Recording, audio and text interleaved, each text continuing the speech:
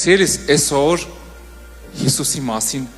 ոչ թե միայն լսելու ժամանակն է, տեսեք, այնքան հեշտ է ասել, որ Հիսուսը կա։